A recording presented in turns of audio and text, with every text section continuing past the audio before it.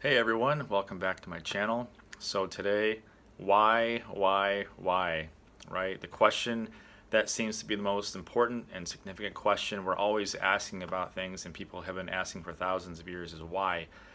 Even more so than how or how long or when, it always comes down to why. Because why seems to be so much of a personal question.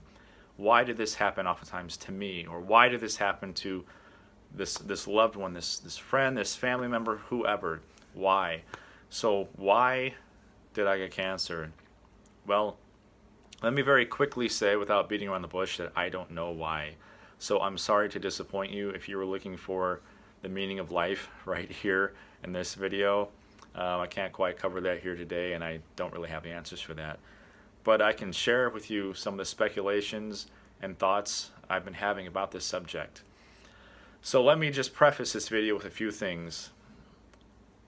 Even though I don't have the answers necessarily, a lot of what I'm saying is speculation and supposition. I think that a lot of it is really based upon some fair understanding of the world, how things work, my understanding of the Bible, maybe God's nature. And I kind of put all of that into a mixer and I've come up with what I've come up with at this point. I also want to say I'm not trying to pat myself on the back and I'm not trying to toot my own horn with anything I might say. These are just my ruminations that I'm kind of just sharing with you, thinking out loud a bit in front of this phone. So with that being said, why did I get cancer? Well, I think the best I can come up with really is that we live in a fallen, broken world. It doesn't matter if you're a Christian or a non-Christian, an atheist or a Buddhist or a good person or a bad person. You can take a look outside, you can watch the news for a little while and see that there are some problems in this world. Things are pretty messed up, and none of us are immune to it. Nobody gets a free pass, no matter how good you are or how honest you are, how faithful you are, how whatever you are. Nobody gets off free. Bad things happen to everyone, good people, bad people. It's just the way that it goes. That's just the way this life is right now. And I think that I was just subject to that. It had nothing to do with my lifestyle. I'm pretty convinced of that. I'm a healthy person. I've never been into drinking, smoking, drugs, partying, etc.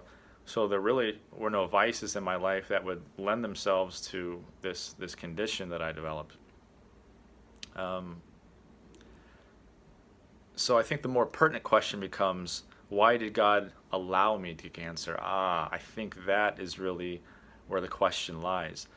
If I believe in this supposedly sovereign supreme being who transcends medical limitations in science and technology, and I have submitted myself to him, why wouldn't he heal me? Why would he allow me, of all people, to have cancer if I serve him and I revere him and I worship him? Why would he allow me to get cancer? Isn't that proof that he doesn't exist?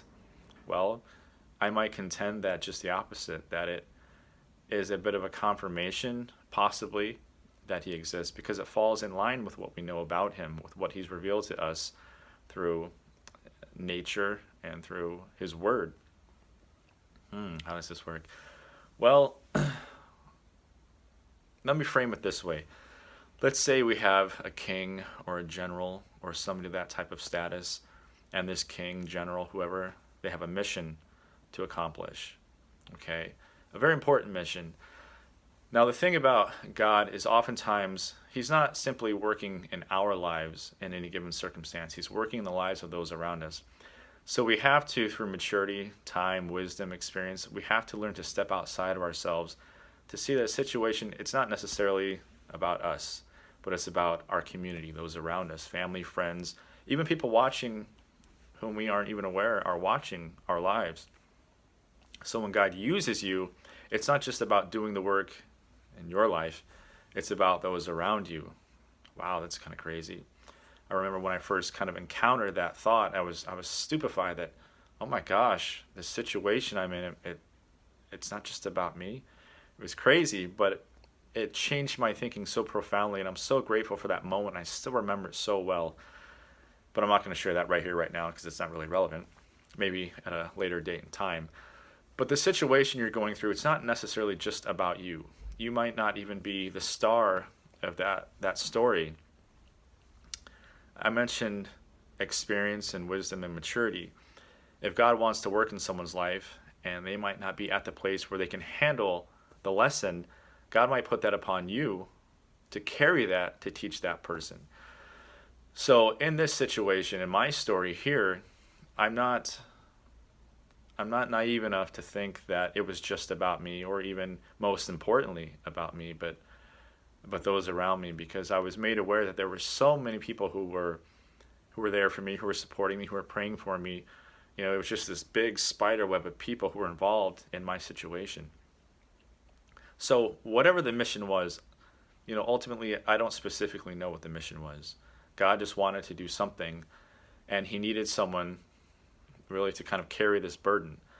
Now, also let me say that I don't think that there is some kind of quota for people who have to get cancer or AIDS or have someone, a friend, you know, die in a fiery car wreck. I don't think God's sitting up there with a list saying, okay, let's see, 200,000 people need to get cancer this year. Let me start on my list.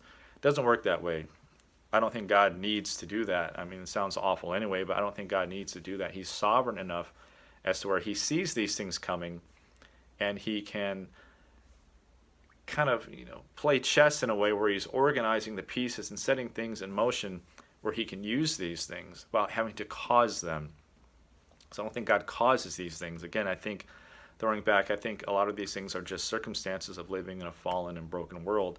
But God is sovereign enough to use these things for good, which is absolutely amazing, especially when you're allowed to see the benefit of that terrible situation. And that's kind of where I'm going with this. So for whatever reason, God had a certain mission, and cancer was the means to the end. And I was the one who just had to kind of carry this particular burden. Now, what gets interesting is I had kind of a preliminary thought as I was going through my process, which has become so much more profound during my recovery process. It's been kind of a continuation of this little seed of a thought I've had in my brain, my little pea brain, for a long time now. One thing I kept hearing as I was going through the surgery and the chemo is people kept saying, "Oh, you're so healthy. It's great that, you know, you're healthy." And of course, it sounds like an oxymoron, right? I'm going through cancer and I feel awful, but I'm healthy. And in a sense, they were absolutely right. Circumstantially, everything else was almost ideal. My eating had been great. My training in the gym is great. Life choices, you know, contributed to my overall health. So I was in a good place when I started this. As I continued on through this process, my particular skill set as a personal trainer was pretty ideal for getting me through this, for maintaining my muscle, for knowing the importance of eating and hydrating and staying healthy. And my stubbornness was also kind of an asset. I've been accused of being stubborn, and I'm not going to debate that right here, right now. But, you know, it's such an example of God even using our weaknesses and our imperfections as a strength. I had those days where I don't feel like working out. I'm sick, I'm tired, I'm nauseous. And go work out. I don't feel like hydrating.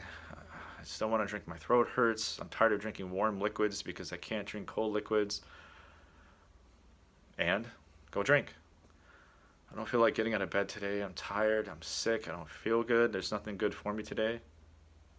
So get up and get out of bed and go.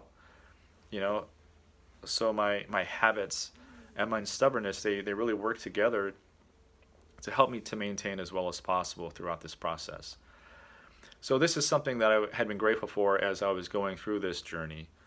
And it really just served as such a small platform for what happened during recovery. So what happened during recovery? Well, I finished my treatment probably nearly 2.5 months ago. And into the second week, this little seed that I had in my mind, it just all of a sudden blossomed. It was like the veil had been pulled back and I could see things so clearly. And the conclusion was something I almost didn't want to admit, but I just had to. It was so clear to me and so majestic in a sense I just couldn't deny. It was like just staring into this amazing, you know, view of a sunset or something just so beautiful. It's mesmerizing. So I mentioned that as I was going through this, some of the thoughts I was thinking about, I'm glad that I had the lifestyle and the habits that I do. Well, I didn't realize how poignant those thoughts were, and those choices in the lifestyle were until the recovery process started. They served me so much better as I was recovering, because into the second week I realized, I just kind of flipped the switch and I went back into my normal mode, my trainer mode, my bodybuilder mode. Okay, I got to get my eating plan going on, my workouts are going to start ramping up like so. I can start increasing the intensity. Just everything that had served me so well during the process of going through the cancer and through the treatment, it just exploded. It was magnified during the recovery process. Again, just flipping that switch and going right back into my old habits, my habits, it just propelled me, and I'm making progress so quickly now. Even I'm surprised, as impatient as I am, and we all can be. My recovery process has been very, very satisfactory to me. And I realized something. This is kind of the conclusion here, where I'm going with this. Looking at my lifestyle, looking at my knowledge base, looking at my skill set, it really hit me that I am, if I'm not I am the type of person who is best qualified to have gone through this whole process, because of my knowledge of nutrition, because of my dedication to weight training, my understanding of supplements, my understanding of the body, when to press, when to hold back. There probably isn't a type of person on the planet more qualified or better suited for this process than myself. Not a doctor, not a computer programmer, not a microbiologist, not an engineer, not a physicist. No one. A personal trainer is probably the best type of person to go through this, to maintain and to recover. Again, just utilizing my habits, my lifestyle, my understanding, my experience, I was the best type of person to go through this. Now, even relegating it more specifically to myself, I'm still a single man, no wife, no children. I don't have anybody depending upon me. I didn't have the burden, in a sense, and I don't mean that in a negative way, but the burden of having to worry about a wife and children to provide for, to get out of bed, and to earn money so that they won't go without. I didn't have to get home and help kids with their homework or make it to their games. I didn't have that whole psychological component kind of beating me. It wasn't a tool for the enemy. So I was kind of liberated from that, in a sense. So just looking at being able to focus on myself, I just, when this all hit me, I just had to admit, I said, well, if somebody had to go through this, in a sense, if this was the mission, then I was the best person for it. And it was just such a moment for me, saying, wow, I mean, that if this had to happen, why not me? Right? Maybe that's a question we need to ask more often. Why not me? So it kind of, it just hit me, and it was such a moment, and it just, again, like God kind of pulled away the curtain, saying, Aaron, I had something I needed to do, and I needed someone who I knew was stubborn enough to hang on, could survive, and to get through this process. And I was almost at a loss for words when this hit me. So for any of you that are going through a situation, it's such a tendency to ask why and why me. But let me encourage you that instead of asking the why me, maybe pick your head up a little bit and wear it as a badge that God chose you, because He knows that you're capable, that you're tough enough, or maybe you're stubborn enough to hang on. And not that you're plowing through because you're so amazing, you're so great, but just that your obedience it's been proven.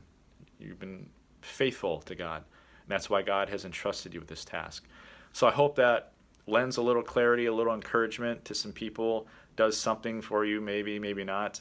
It certainly was a moment for me, and I'm so appreciative that even on this side of heaven, that God allowed me to see a little bit of what I'm going through, and maybe He allowed me to see it as a bit of encouragement. So again, I hope that serves as some encouragement to some of you, or even just somewhat of an entertaining video. So thanks for watching, and I'll catch you next time.